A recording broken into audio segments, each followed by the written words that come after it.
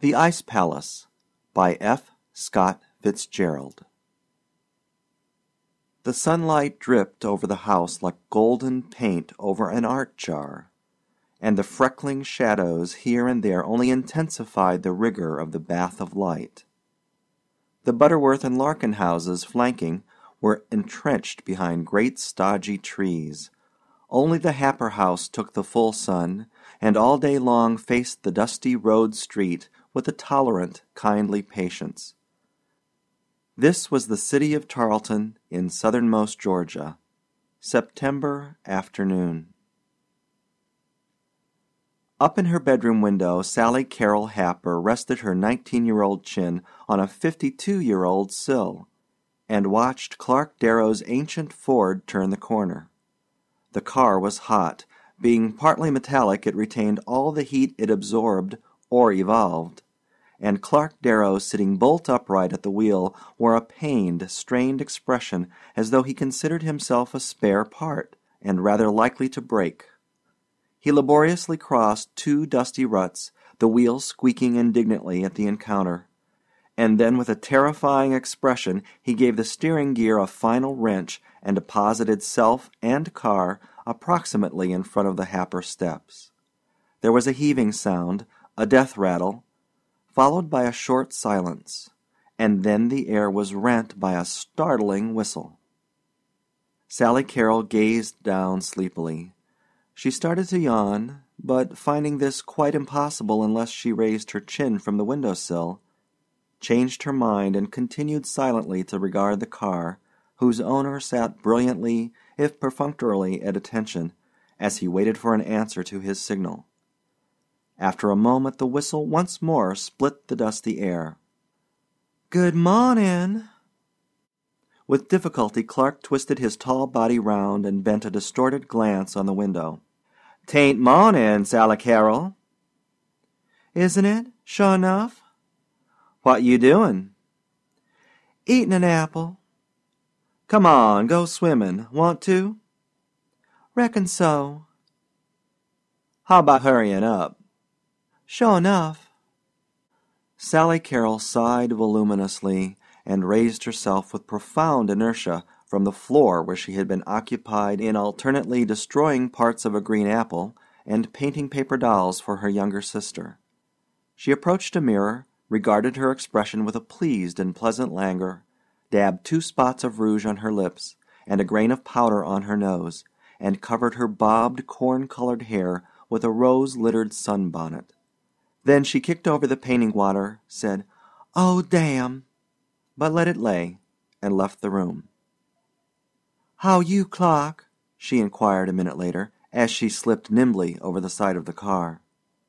"Mighty fine, Sally Carrol." "Where we go swimming?" "Out to Wally's pool. Told Marilyn we'd call by and get her and Joe Ewing." Clark was dark and lean, and when on foot was rather inclined to stoop. His eyes were ominous and his expression somewhat petulant, except when startlingly illuminated by one of his frequent smiles. Clark had income, just enough to keep himself in ease and his car in gasoline, and he spent the 2 years since he graduated from Georgia Tech in dozing round the lazy streets of his hometown, discussing how he could best invest his capital for an immediate fortune. Hanging round he found not at all difficult. A crowd of little girls had grown up beautifully, the amazing Sally Carrol foremost among them, and they enjoyed being swum with and danced with and made love to in the flower-filled summery evenings. And they all liked Clark immensely. When feminine company palled, there were 6 other youths who were always just about to do something, and meanwhile were quite willing to join him in a few holes of golf, or a game of billiards, or the consumption of a quart of hard yellow liquor. Every once in a while one of these contemporaries made a farewell round of calls before going up to New York or Philadelphia or Pittsburgh to go into business, but mostly they just stayed round in this languid paradise of dreamy skies and firefly evenings and noisy niggery street fairs, and especially of gracious, soft-voiced girls who were brought up on memories instead of money. The Ford having been excited into a sort of restless, resentful life, Clark and Sally Carrol rolled and rattled down Valley Avenue into Jefferson Street, where the dust road became a pavement, along Opiate Millicent Place, where there were half a dozen prosperous, substantial mansions, and on into the downtown section. Driving was perilous here, for it was shopping time. The population idled casually across the streets, and a drove of low-moaning oxen were being urged along in front of a placid streetcar. Even the shops seemed only yawning their doors and blinking their windows in the sunshine before retiring into a state of utter and finite coma. "Sally Carrol," said Clark suddenly, "it a fact that you're engaged?" She looked at him quickly. "Where'd you hear that?" "Sure enough, you engaged?" "That's a nice question." "Girl told me you were engaged to a Yankee you met up in Asheville last summer." Sally Carrol sighed. "Never saw such an old town for rumors." "Don't marry a Yankee, Sally Carrol. We need you round here." Sally Carrol was silent a moment. "Clark," she demanded suddenly, "who on earth shall I marry?" "I offer my services." "Honey, you couldn't support a wife," she answered carefully. "Anyway, I know you too well to fall in love with you." "That doesn't mean you ought to marry a Yankee," he persisted. "Suppose I love him?" He shook his head. "You couldn't. He'd be a lot different from us, every way." He broke off as he halted the car in front of a rambling, dilapidated house. Marilyn Wade and Joe Ewing appeared in the doorway. "'Lo, Sally Carrol." "Hi. How you all?" "Sally Carrol," demanded Marilyn as they started off again, "you engaged?" "Lordy, where'd all this start? Can't I look at a man 'thout everybody in town engaging me to him?" Clark stared straight in front of him at a bolt on the clattering windshield. "Sally Carrol," he said with a curious intensity, "don't you like us?" "What?" "Us down here." "Why, Clark, you know I do. I adore all you boys." "Then why you getting engaged to a Yankee?" "Clark, I don't know. I'm not sure what I'll do. But, well, I want to go places and see people. I want my mind to grow. I want to live where things happen on a big scale." "What you mean?" "Oh, Clark, I love you, and I love Joe here and Ben Arrett, and you all, but you'll... "We'll all be failures?" "Yes, I don't mean only money failures, but just sort of ineffectual and sad, and, oh, how can I tell you?" "You mean because we stay here in Tarleton?" "Yes, Clark, and because you like it and never want to change things or think or go ahead." He nodded, and she reached over and pressed his hand. "Clark," she said softly, "I wouldn't change you for the world. You're sweet the way you are. The things that'll make you fail I'll love always. The living in the past, the lazy days and nights you have, and all your carelessness and generosity." "But you're going away." "Yes, because I couldn't ever marry you. You've a place in my heart no one else ever could have. But tied down here, I'd get restless. I'd feel I was wasting myself. There's two sides of me, you see. There's the sleepy old side you love, and there's a sort of energy, the feeling that makes me do wild things. That's the part of me that may be useful somewhere, that'll last when I'm not beautiful any more." She broke off with characteristic suddenness and sighed, "Oh, sweet cookie," as her mood changed. Half closing her eyes and tipping back her head till it rested on the seat back, she let the savory breeze fan her eyes and ripple the fluffy curls of her bobbed hair. They were in the country now, hurrying between tangled growths of bright green coppice and grass and tall trees that sent sprays of foliage to hang a cool welcome over the road.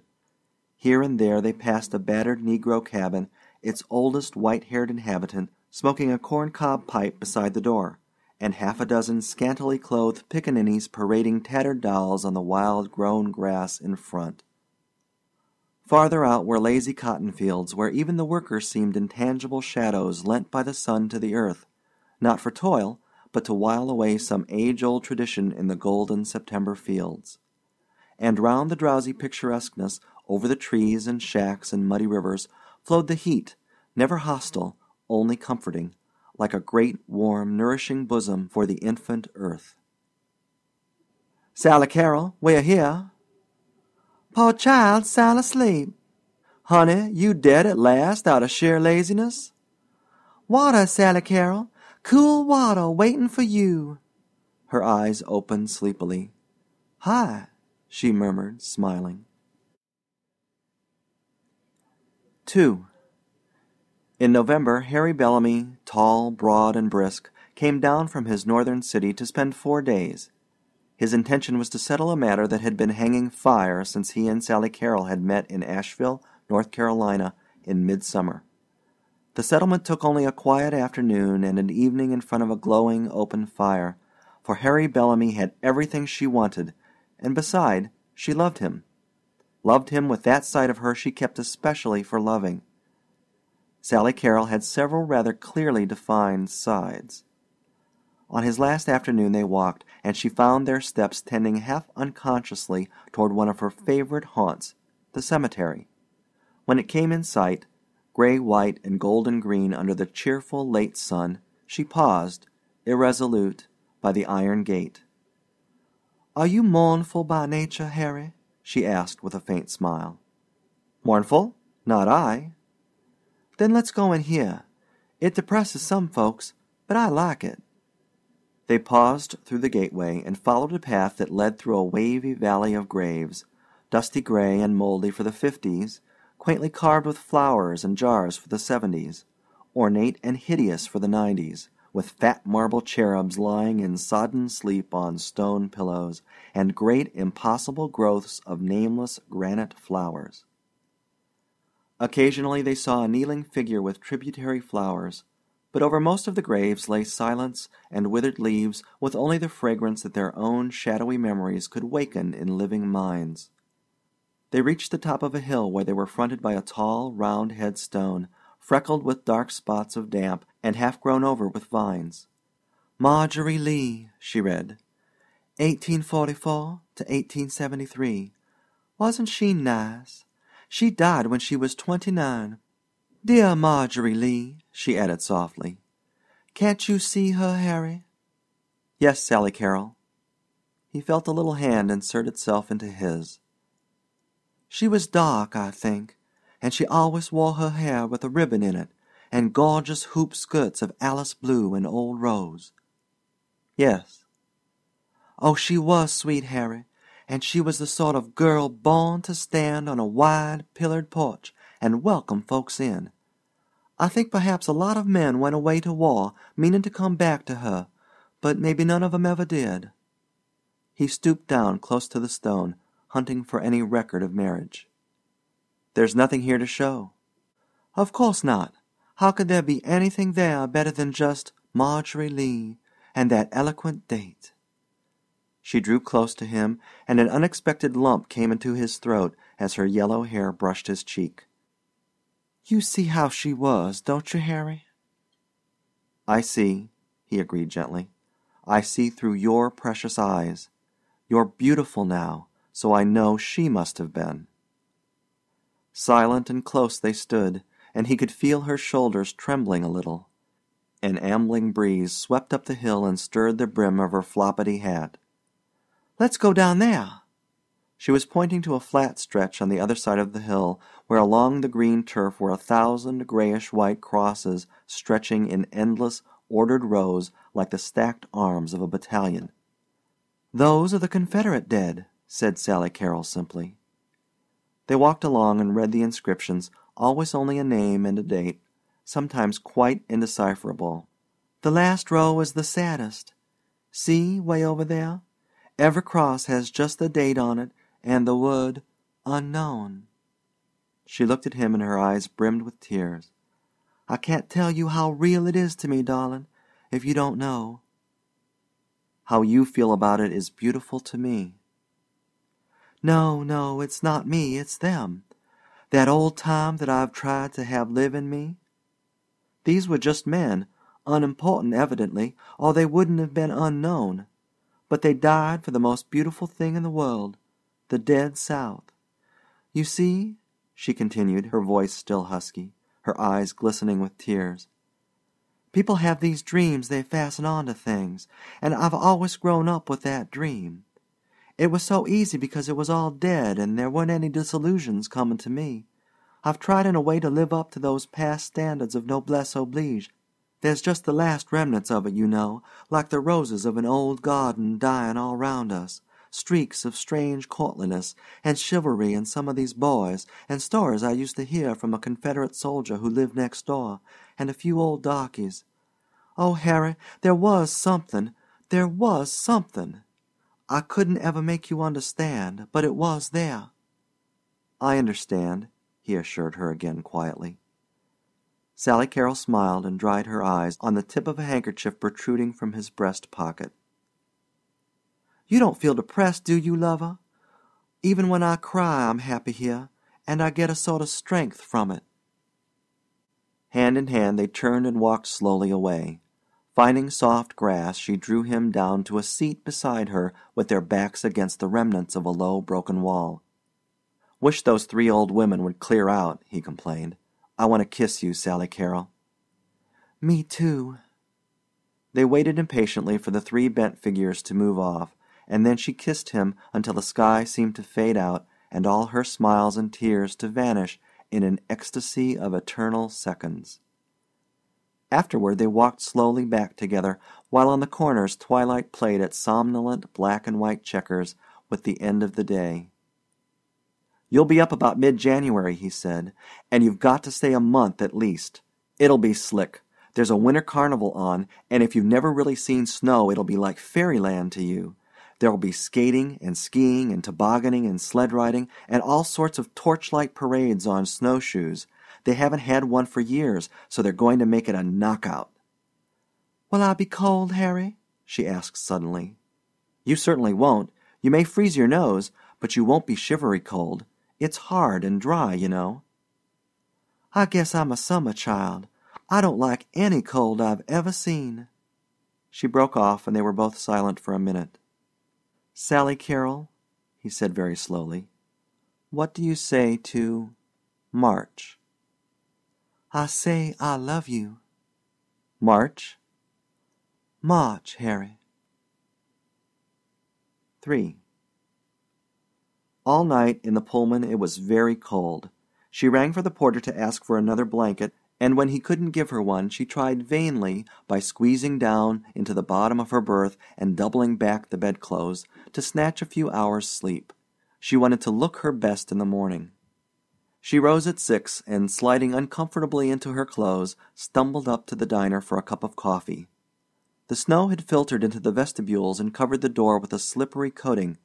It was intriguing, this cold. It crept in everywhere. Her breath was quite visible, and she blew into the air with a naive enjoyment. Seated in the diner, she stared out the window at white hills and valleys and scattered pines whose every branch was a green platter for a cold feast of snow. Sometimes a solitary farmhouse would fly by, ugly and bleak and lone on the white waste, and with each one she had an instant of chill compassion for the souls shut in there waiting for spring.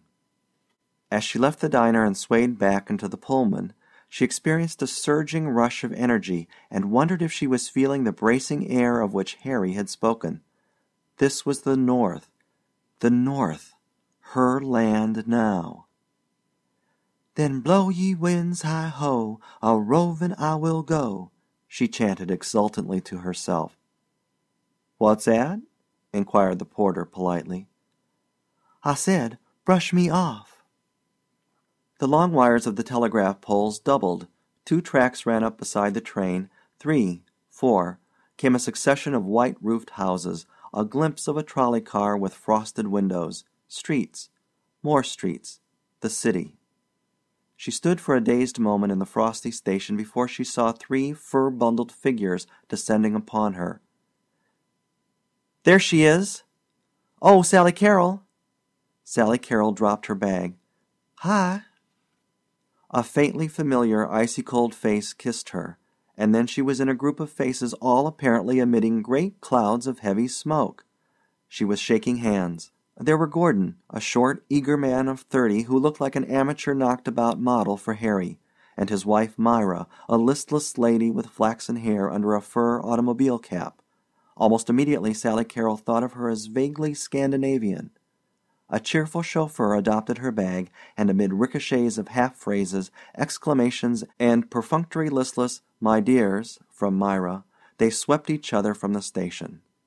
Then they were in a sedan bound through a crooked succession of snowy streets, where dozens of little boys were hitching sleds behind grocery wagons and automobiles. "Oh," cried Sally Carrol, "I want to do that. Can we, Harry?"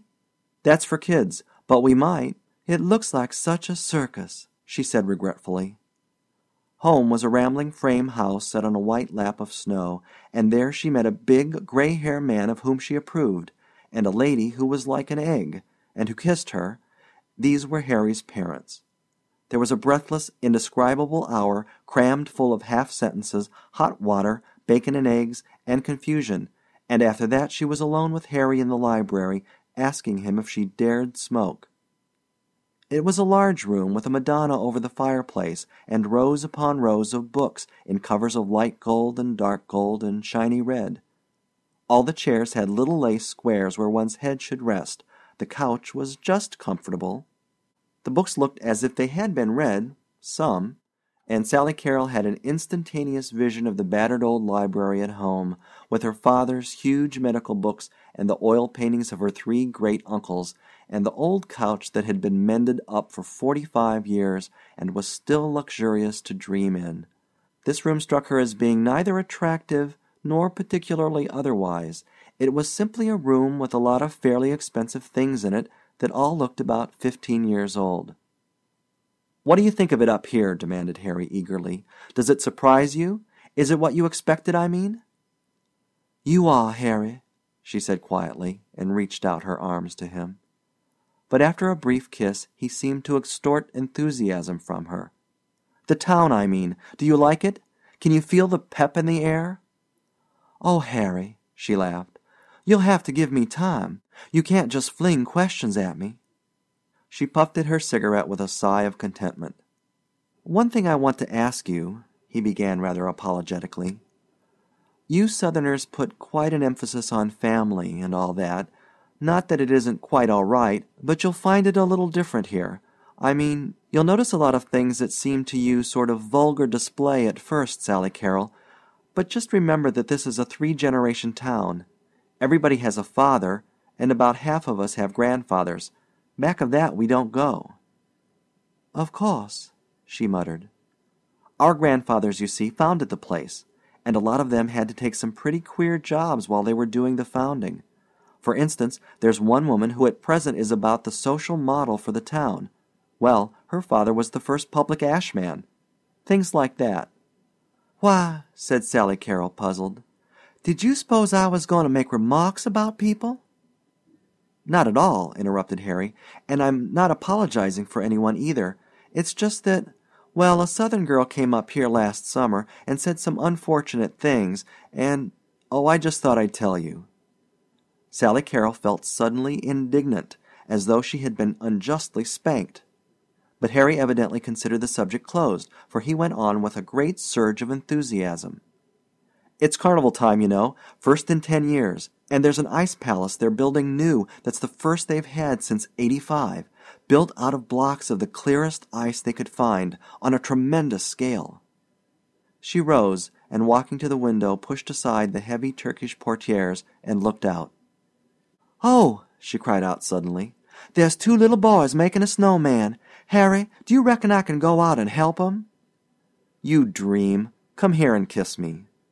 She left the window rather reluctantly. "I don't guess this is a very kissable climate, is it? I mean, it makes you so you don't want to sit around, doesn't it?" "We're not going to. I've got a vacation for the first week you're here, and there's a dinner dance tonight." "Oh, Harry," she confessed, subsiding in a heap, half in his lap, half in the pillows, "I sure do feel confused.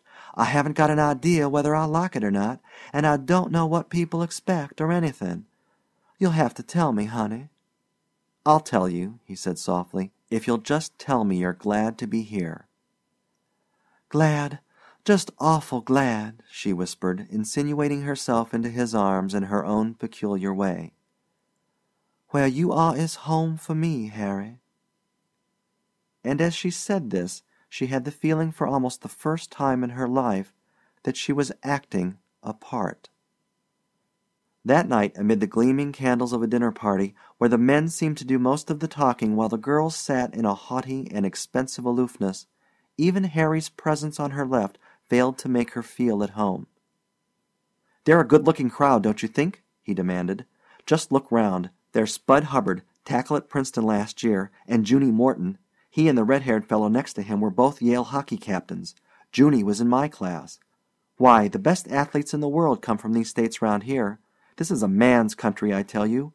Look at John J. Fishburne." "Who's he?" asked Sally Carrol innocently. "Don't you know?" "I've heard the name." "Greatest wheat man in the Northwest, and one of the greatest financiers in the country." She turned suddenly to a voice on her right. "I guess they forgot to introduce us. My name's Roger Patton." "My name is Sally Carrol Happer," she said graciously. "Yes, I know. Harry told me you were coming."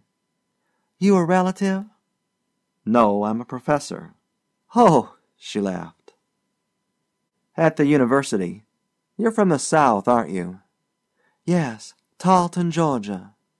She liked him immediately, a reddish-brown mustache under watery blue eyes that had something in them that these other eyes lacked, some quality of appreciation. They exchanged stray sentences through dinner, and she made up her mind to see him again.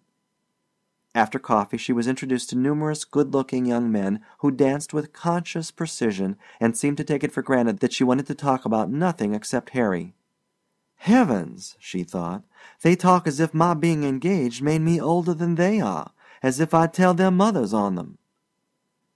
In the South, an engaged girl, even a young married woman, expected the same amount of half-affectionate badinage and flattery that would be accorded a debutante, but here all that seemed banned. One young man, after getting well started on the subject of Sally Carrol's eyes and how they had allured him ever since she entered the room, went into a violent convulsion when he found she was visiting the Bellamys, was Harry's fiancée. He seemed to feel as though he had made some risque and inexcusable blunder, became immediately formal, and left her at the first opportunity. She was rather glad when Roger Patton cut in on her and suggested that they sit out a while. "Well," he inquired, blinking cheerily, "how's Carmen from the South?" "Mighty fine. How's Dangerous Dan McGrew? Sorry, but he's the only Northerner I know much about." He seemed to enjoy that. "Of course," he confessed, "as a professor of literature, I'm not supposed to have read Dangerous Dan McGrew." "Are you a native?" "No, I'm a Philadelphian. Imported from Harvard to teach French. But I've been here 10 years. 9 years, 364 days longer than me." "Like it here?" "Uh-huh, sure do." "Really?" "Well, why not? Don't I look as if I were having a good time?" "I saw you look out the window a minute ago and shiver." "Just my imagination," laughed Sally Carrol. "I'm used to having everything quiet outside, and sometimes I look out and see a flurry of snow, and it's just as if something dead was moving." He nodded appreciatively. "Ever been north before?" "Spent 2 Julys in Asheville, North Carolina." "Nice-looking crowd, aren't they?" suggested Patton, indicating the swirling floor. Sally Carrol started. This had been Harry's remark. "Sure are. They're canine." "What?" She flushed. "I'm sorry, that sounded worse than I meant it. You see, I always think of people as feline or canine, irrespective of sex." "Which are you?" "I'm feline. So are you. So are most Southern men and most of these girls here." "What's Harry?" "Harry's canine distinctly. All the men I've met tonight seem to be canine." "What does canine imply? A certain conscious masculinity as opposed to subtlety?" "Reckon so. I never analyzed it, only I just look at people and say canine or feline right off. It's right absurd, I guess." "Not at all. I'm interested. I used to have a theory about these people. I think they're freezing up." "What?" "I think they're growing like Swedes, Ibsenesque, you know, very gradually getting gloomy and melancholy. It's these long winters. Ever read Ibsen?" She shook her head. "Well, you find in his characters a certain brooding rigidity. They're righteous, narrow, and cheerless, without infinite possibilities for great sorrow or joy." "Without smiles or tears?" "Exactly. That's my theory. You see, there are thousands of Swedes up here. They come, I imagine, because the climate is very much like their own, and there's been a gradual mingling. There are probably not half a dozen here tonight, but we've had 4 Swedish governors. Am I boring you?" "I'm mighty interested." "Your future sister-in-law is half Swedish. Personally, I like her, but my theory is that Swedes react rather badly on us as a whole. Scandinavians, you know, have the largest suicide rate in the world." "Why do you live here if it's so depressing?" "Oh, it doesn't get me. I'm pretty well cloistered, and I suppose books mean more than people to me anyway." "But writers all speak about the South being tragic. You know, Spanish senoritas, black hair and daggers, and haunting music." He shook his head. "No, the northern races are the tragic races. They don't indulge in the cheering luxury of tears." Sally Carrol thought of her graveyard. She supposed that that was vaguely what she had meant when she said it didn't depress her. "The Italians are about the gayest people in the world. But it's a dull subject," he broke off. "Anyway, I want to tell you you're marrying a pretty fine man." Sally Carrol was moved by an impulse of confidence. "I know. I'm the sort of person who wants to be taken care of after a certain point, and I feel sure I will be." "Shall we dance?" "You know," he continued as they rose, "it's encouraging to find a girl who knows what she's marrying for. 9/10 of them think it's a sort of walking into a moving picture sunset." She laughed and liked him immensely. 2 hours later, on the way home, she nestled near Harry in the back seat. "Oh, Harry," she whispered, "it's so cold." "But it's warm in here, darling girl." "But outside it's cold, and oh, that howling wind." She buried her face deep in his fur coat and trembled involuntarily as his cold lips kissed the tip of her ear. 4. The first week of her visit passed in a whirl. She had her promised toboggan ride at the back of an automobile through a chill January twilight. Swathed in furs, she put in a morning tobogganing on the country club hill, even tried skiing, to sail through the air for a glorious moment and then land in a tangled, laughing bundle on a soft snowdrift. She liked all the winter sports, except an afternoon spent snowshoeing over a glaring plain under pale yellow sunshine, but she soon realized that these things were for children, that she was being humored, and that the enjoyment round her was only a reflection of her own. At first the Bellamy family puzzled her. The men were reliable, and she liked them. To Mr. Bellamy especially, with his iron-gray hair and his energetic dignity, she took an immediate fancy, once she found that he was born in Kentucky. This made of him a link between the old life and the new. But toward the women she felt a definite hostility. Myra, her future sister-in-law, seemed the essence of spiritless conventionality. Her conversation was so utterly devoid of personality that Sally Carrol, who came from a country where a certain amount of charm and assurance could be taken for granted in the women, was inclined to despise her. "If those women aren't beautiful," she thought, "they're nothing. They just fade out when you look at them. They're glorified domestics. Men are the center of every mixed group." Lastly, there was Mrs. Bellamy, whom Sally Carrol detested. The first day's impression of an egg had been confirmed, an egg with a cracked, veiny voice and such an ungracious dumpiness of carriage that Sally Carrol felt that if she once fell she would surely scramble. In addition, Mrs. Bellamy seemed to typify the town in being innately hostile to strangers. She called Sally Carrol Sally, and could not be persuaded that the double name was anything more than a tedious, ridiculous nickname. To Sally Carrol this shortening of her name was presenting her to the public half-clothed. She loved Sally Carrol. She loathed Sally. She knew also that Harry's mother disapproved of her bobbed hair, and she had never dared smoke downstairs after that first day when Mrs. Bellamy had come into the library sniffing violently. Of all the men she met, she preferred Roger Patton, who was a frequent visitor at the house. He never again alluded to the Ibsenesque tendency of the populace, but when he came in one day and found her curled upon the sofa bent over Peer Gynt, he laughed and told her to forget what he'd said, that it was all rot. And then one afternoon in her second week she and Harry hovered on the edge of a dangerously steep quarrel. She considered that he precipitated it entirely, though the Serbia in this case was an unknown man who had not had his trousers pressed. They had been walking homeward between mounds of high-piled snow and under a sun which Sally Carrol scarcely recognized. They passed the little girl done up in gray wool until she resembled a small teddy bear, and Sally Carrol could not resist the gasp of maternal appreciation. "Look, Harry." "What?" "That little girl. Did you see her face?" "Yes. Why?" "It was red as a little strawberry. Oh, she was cute." "Why, your own face is almost as red as that already. Everybody's healthy here. We're out in the cold as soon as we're old enough to walk. Wonderful climate." She looked at him and had to agree. He was mighty healthy looking. So was his brother, and she had noticed the new red in her own cheeks that very morning.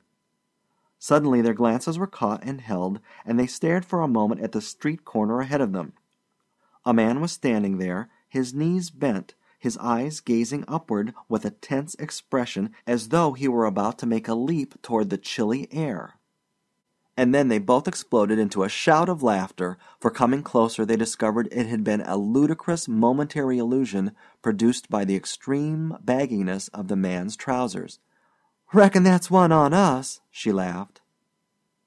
"He must be a Southerner, judging by those trousers," suggested Harry mischievously. "Why, Harry!"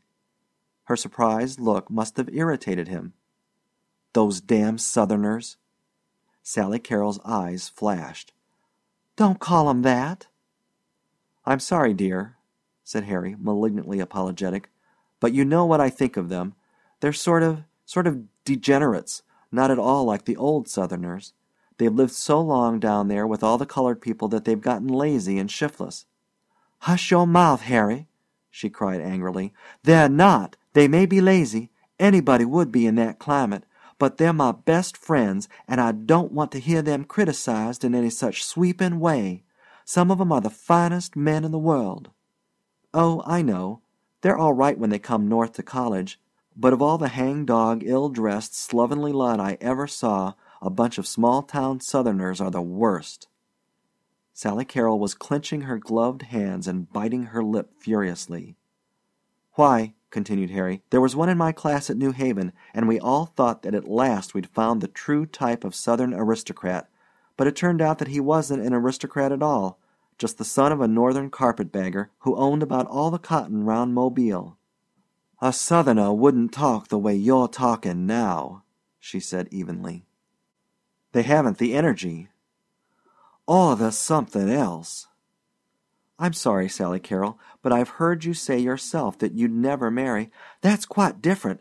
I told you I wouldn't want to tie my life to any of the boys that are round Tarleton now, but I never made any sweeping generalities." They walked along in silence. "I probably spread it on a bit thick, Sally Carrol. I'm sorry." She nodded, but made no answer. 5 minutes later, as they stood in the hallway, she suddenly threw her arms round him. "Oh, Harry," she cried, her eyes brimming with tears, "let's get married next week. I'm afraid of having fusses like that. I'm afraid, Harry. It wouldn't be that way if we were married." But Harry, being in the wrong, was still irritated. "That'd be idiotic. We decided on March." The tears in Sally Carrol's eyes faded.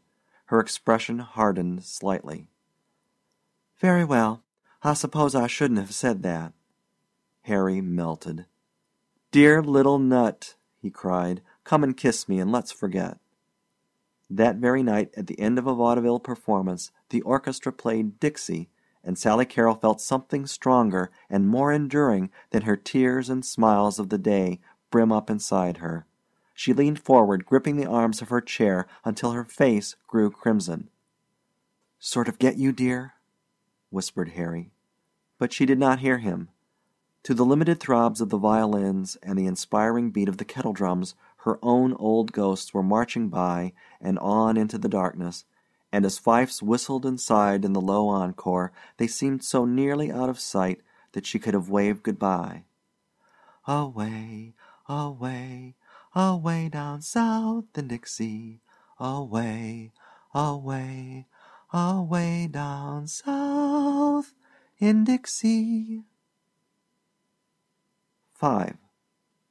It was a particularly cold night. A sudden thaw had nearly cleared the streets the day before, but now they were traversed again with a powdery wraith of loose snow that traveled in wavy lines before the feet of the wind, and filled the lower air with a fine particled mist. There was no sky, only a dark, ominous tent that draped in the tops of the trees and was in reality a vast approaching army of snowflakes, while over it all, chilling away the comfort from the brown and green glow of lighted windows and muffling the steady trot of the horse pulling their sleigh, interminably washed the north wind. It was a dismal town after all, she thought. Dismal. Sometimes at night it seemed to her as though no one lived here. They had all gone long ago, leaving lighted houses to be covered in time by tombing heaps of sleet. Oh, if there should be snow on her grave! To be beneath great piles of it all winter long, where even the headstone would be a light shadow against light shadows. Her grave, a grave that should be flower-strewn and washed with sun and rain. She thought again of those isolated country houses that her train had passed, and of the life there the long winter through, the ceaseless glare through the windows, the crust forming on the soft drifts of snow, finally the slow, cheerless melting, and the harsh spring of which Roger Patton had told her. Her spring, to lose it forever, with its lilacs and the lazy sweetness it stirred in her heart. She was laying away that spring. Afterward she would lay away that sweetness. With a gradual insistence the storm broke. Sally Carrol felt a film of flakes melt quickly on her eyelashes, and Harry reached over a furry arm and drew down her complicated flannel cap. Then the small flakes came in skirmish line, and the horse bent his neck patiently as a transparency of white appeared momentarily on his coat. "Oh, he's cold, Harry," she said quickly. "Who, the horse? Oh, no, he isn't. He likes it." After another 10 minutes they turned a corner and came in sight of their destination. On a tall hill outlined in vivid glaring green against the wintry sky stood the Ice Palace. It was 3 stories in the air, with battlements and embrasures and narrow icicled windows, and the innumerable electric lights inside made a gorgeous transparency of the great central hall. Sally Carrol clutched Harry's hand under the fur robe. "It's beautiful!" he cried excitedly. "My golly, it's beautiful, isn't it? They haven't had one here since '85. Somehow the notion of there not having been one since '85 oppressed her. Ice was a ghost, and this mansion of it was surely peopled by those shades of the '80s, with pale faces and blurred snow-filled hair. "Come on, dear," said Harry. She followed him out of the sleigh and waited while he hitched the horse. A party of 4, Gordon, Myra, Roger Patton, and another girl, drew up beside them with a mighty jingle of bells. There was quite a crowd already, bundled in fur or sheepskin, shouting and calling to each other as they moved through the snow, which was now so thick that people could scarcely be distinguished a few yards away. "It's 170 feet tall," Harry was saying to a muffled figure beside him as they trudged toward the entrance. "Covers 6,000 square yards." She caught snatches of conversation. "One main hall. Walls 20 to 40 inches thick. And the ice cave has almost a mile of. This Canuck who built it—" They found their way inside, and dazed by the magic of the great crystal walls, Sally Carrol found herself repeating over and over 2 lines from Kubla Khan. "It was a miracle of rare device, a sunny pleasure dome with caves of ice." In the great glittering cavern with the dark shut out, she took a seat on a wooden bench, and the evening's oppression lifted. Harry was right. It was beautiful. and her gaze traveled the smooth surface of the walls, the blocks for which had been selected for their purity and clearness to obtain this opalescent, translucent effect. "Look, here we go! Oh, boy!" cried Harry. A band in a far corner struck up "Hail, Hail, the Gang's All Here," which echoed over to them in wild, muddled acoustics, and then the lights suddenly went out. Silence seemed to flow down the icy sides and sweep over them. Sally Carrol could still see her white breath in the darkness and a dim row of pale faces over on the other side. The music eased to a sighing complaint, and from outside drifted in the full-throated remnant chant of the marching clubs. It grew louder, like some paean of a Viking tribe traversing an ancient wild. It swelled. They were coming nearer. Then a row of torches appeared, and another, and keeping time with their moccasined feet, a long column of gray mackinawed figures swept in, snowshoes slung at their shoulders, torches soaring and flickering as their voice rose along the great walls. The gray column ended and another followed, the light streaming luridly this time over the red toboggan caps and flaming crimson mackinaws, and as they entered they took up the refrain. Then came a long platoon of blue and white, of green, of white, of brown and yellow. "Those white ones are the Wakota Club," whispered Harry eagerly. "Those are the men you've met round at dances." The volume of the voices grew. The great cavern was a phantasmagoria of torches waving in great banks of fire, of colors and the rhythm of soft leather steps. The leading column turned and halted, platoon deployed in front of platoon, until the whole procession made a solid flag of flame, and then from thousands of voices burst a mighty shout that filled the air like a crash of thunder and sent the torches wavering. It was magnificent. It was tremendous. To Sally Carrol it was the North offering a sacrifice on some mighty altar to the gray pagan god of snow. As the shout died, the band struck up again, and there came more singing, and then long reverberating cheers by each club. She sat very quiet, listening, while the staccato cries rent the stillness. And then she started, for there was a volley of explosion, and great clouds of smoke went up here and there through the cavern, the flashlight photographers at work, and the council was over. With the band at their head, the clubs formed in column once more, took up their chant, and began to march out. "Come on," shouted Harry. "We want to see the labyrinths downstairs before they turn the lights off."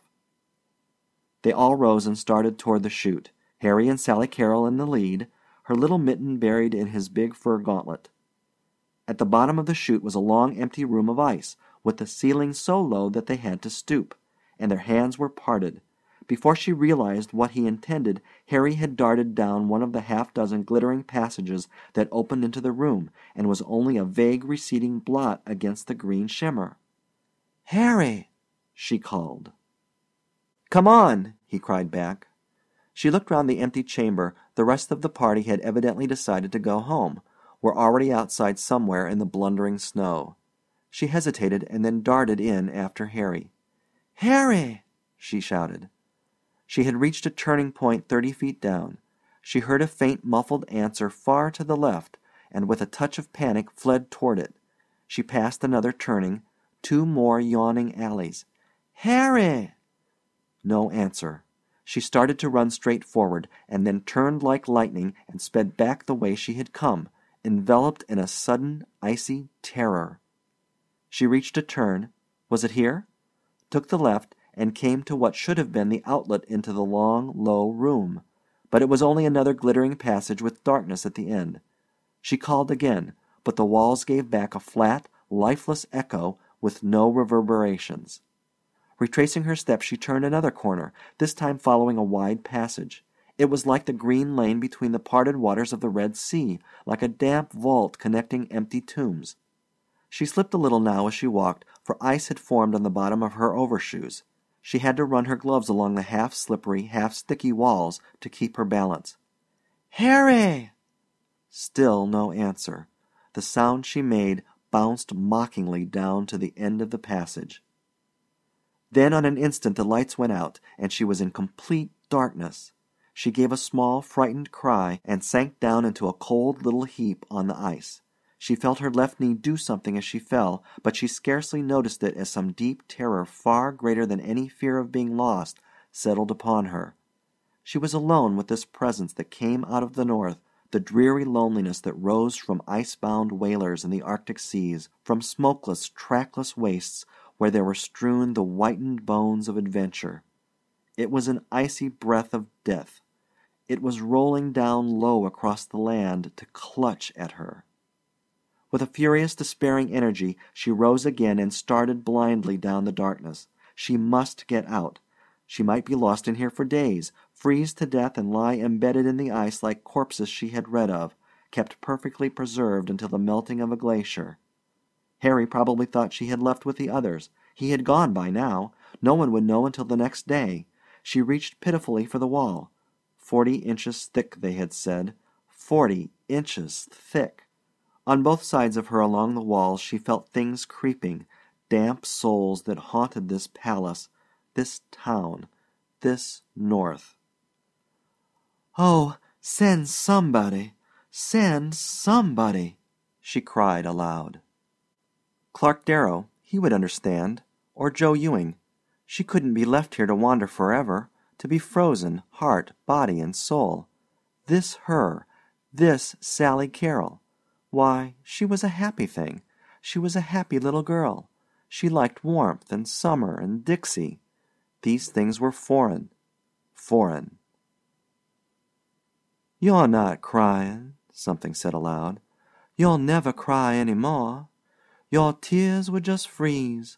All tears freeze up here." She sprawled full length on the ice. "Oh, God!" she faltered. A long single file of minutes went by, and with a great weariness she felt her eyes dozing. Then someone seemed to sit down near her and take her face in warm, soft hands. She looked up gratefully. "Why, it's Marjorie Lee," she crooned softly to herself. "I knew you'd come." It really was Marjorie Lee, and she was just as Sally Carrol had known she would be, with a young white brow and wide welcoming eyes and a hoop skirt of some soft material that was quite comforting to rest on. Marjorie Lee. It was getting darker now and darker. All those tombstones ought to be repainted sure enough. Only that would spoil 'em, of course. Still, you ought to be able to see 'em. Then, after a succession of moments that went fast and then slow, but seemed to be ultimately resolving themselves into a multitude of blurred rays converging toward a pale yellow sun, she heard a great cracking noise break her new-found stillness. It was the sun. It was a light, a torch, and a torch beyond that, and another one, and voices. A face took flesh below the torch, heavy arms raised her, and she felt something on her cheek. It felt wet. Someone had seized her and was rubbing her face with snow. How ridiculous! With snow. "Sally Carrol? Sally Carrol!" It was Dangerous Dan McGrew, and two other faces she didn't know. "Child, child, we've been looking for you 2 hours. Harry's half crazy." Things came rushing back into place. The singing, the torches, the great shout of the marching clubs. She squirmed in Patton's arms and gave a long, low cry. "Oh, I want to get out of here. I'm going back home. Take me home." Her voice rose to a scream that sent a chill to Harry's heart as he came racing down the next passage. "Tomorrow!" she cried with delirious, unrestrained passion. "Tomorrow! Tomorrow! Tomorrow!" 6. The wealth of golden sunlight poured a quite enervating, yet oddly comforting heat over the house, where day long it faced the dusty stretch of road. 2 birds were making a great to-do in a cool spot found among the branches of a tree next door, and down the street a colored woman was announcing herself melodiously as a purveyor of strawberries. It was April afternoon. Sally Carrol Happer, resting her chin on her arm and her arm on an old window-seat, gazed sleepily down over the spangled dust whence the heat waves were rising for the first time this spring. She was watching a very ancient Ford turn a perilous corner and rattle and groan to a jolting stop at the end of the walk. She made no sound, and in a minute a strident, familiar whistle rent the air. Sally Carrol smiled and blinked. "Good morning." A head appeared tortuously from under the car top below. "'Tain't morning, Sally Carrol." "Sure enough," she said in affected surprise. "I guess maybe not." "What you doing?" "Eatin' a green peach. 'Spect to die any minute." Clark twisted himself a last impossible notch to get a view of her face. "Water's warm as a kettle of steam, Sally Carrol. Want to go swimming?" "Hate to move," sighed Sally Carrol lazily, "but I reckon so." End of The Ice Palace by F. Scott Fitzgerald.